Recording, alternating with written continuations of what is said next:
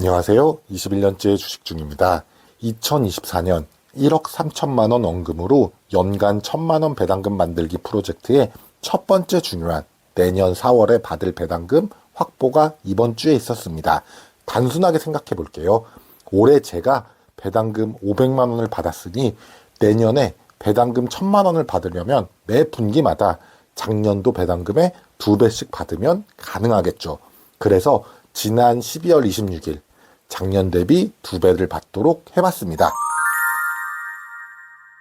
배당 기준일이 작년과 다르기 때문에 올해 저의 ISA 계좌 보유 종목에서 4종목은 12월 26일 장 종료 시 보유한 수량만큼은 내년 4월에 배당을 받을 수가 있습니다. 그렇다면 작년 대비 2배의 배당금을 받을 수 있는지 먼저 올해 12월 26일 배당 기준일에 해당하는 종목의 1년 전에는 어땠는지 알아봐야 되겠죠. 작년 12월 배당 기준일에 보유한 수량을 먼저 알아볼게요. 2022년 12월 배당 기준일 보유 수량으로 맥쿼리 인프라는 1691주, KTNG는 44주, SK텔레콤은 231주. 저는 내년도 배당금을 최대한 많이 받는 방향으로 투자 목표를 세웠고 다행히 지난 12월 중순까지 저에게는 적정한 현금 비중을 가지고 있었습니다. 그래서 12월 26일까지 몇 차례에 걸쳐서 삼성전자를 제외한 KTNG, 맥쿼리 인프라, SKT 요 세 종목의 주식수를 늘리는 투자를 하였고 더욱이 12월 22일과 26일에는 가격과 상관없이 종가에 인위적으로 주식을 매수하였습니다. 위의 표는 작년과 올해의 12월 배당 기준일에 보유한 수량을 비교하기 쉽게 정리를 하였습니다.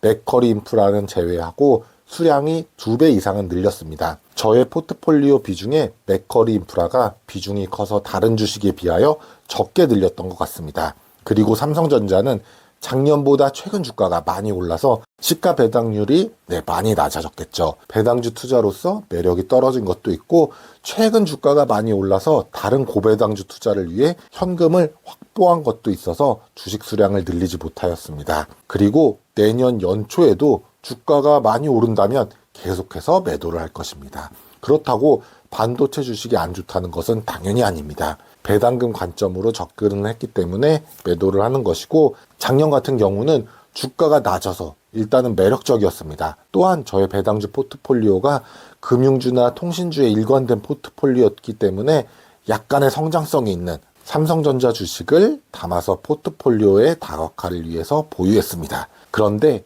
내년에는 배당금을 많이 받는 투자를 하기 위해서 비중을 축소하는 것입니다. 오해 없으시길 바랍니다.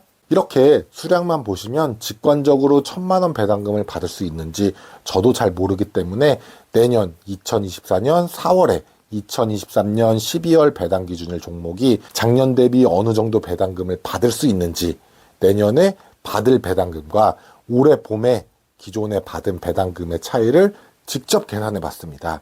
맥쿼리 인프라를 제외하고 아직 내년도 배당금이 확정되지 않아서 올해 실적으로 배당금을 예상해 본 값입니다.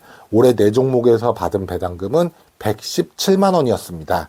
여기에 목표는 2배를 받아야 산술적으로 1,000만 원 목표를 달성할 수 있겠죠.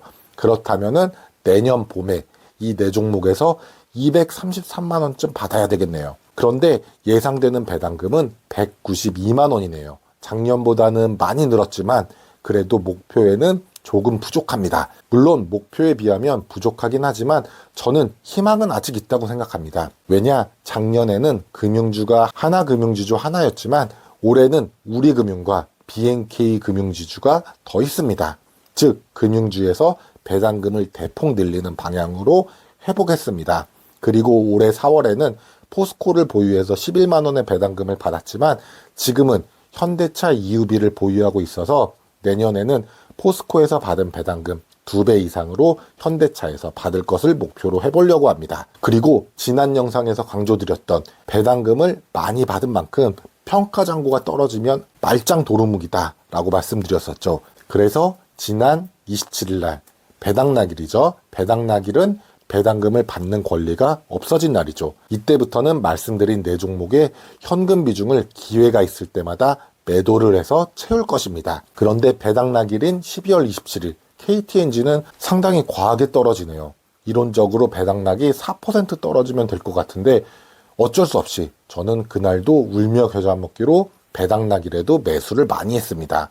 SK텔레콤과 맥쿼리 인프라도 마찬가지로 떨어져서 일정 부분을 매수했습니다. 다행히 삼성전자 우선주는 올라서 현금을 확보했습니다. 연초에도 반등마다 현금을 이 네 종목에서는 우선 마련을 할 것입니다. 그리고 이제 자연스럽게 배당금 1,000만 원 프로젝트의 두 번째 관문이 시작이 되었죠. 앞으로 내년 3월 배당 기준일 종목이 어떻게 주식 수량을 모아갈 것인가, 마찬가지로 수량을 확보하는 데 주력을 할 것입니다. 지난 12월 27일에 금융주는 배당락일이 아닌데 주가가 전체적으로 많이 안 좋았습니다.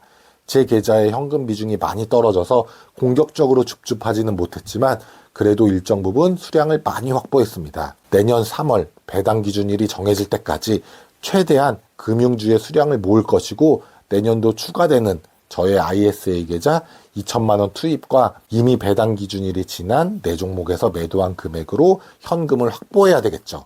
그리고 저는 무조건 금융주를 매수만 하는 것은 물론 아닙니다. 일정 부분 주가가 오른다면 마찬가지로 매도를 해서 현금을 늘리는 것도 함께 할 것입니다. 중요한 건 방향이 되겠죠. 한마디로 방향은 내년 3월 배당 기준일 종목은 주식을 늘리는 방향. 또한 지난 12월 26일 배당 기준일이 지난 종목은 현금을 확보하는 방향으로 할 것입니다. 오늘 내용은 여기까지고요. 다음 영상에서도 더 좋은 주식 투자에 도움이 되는 내용으로 찾아뵙겠습니다. 구독과 좋아요 부탁드립니다. 감사합니다.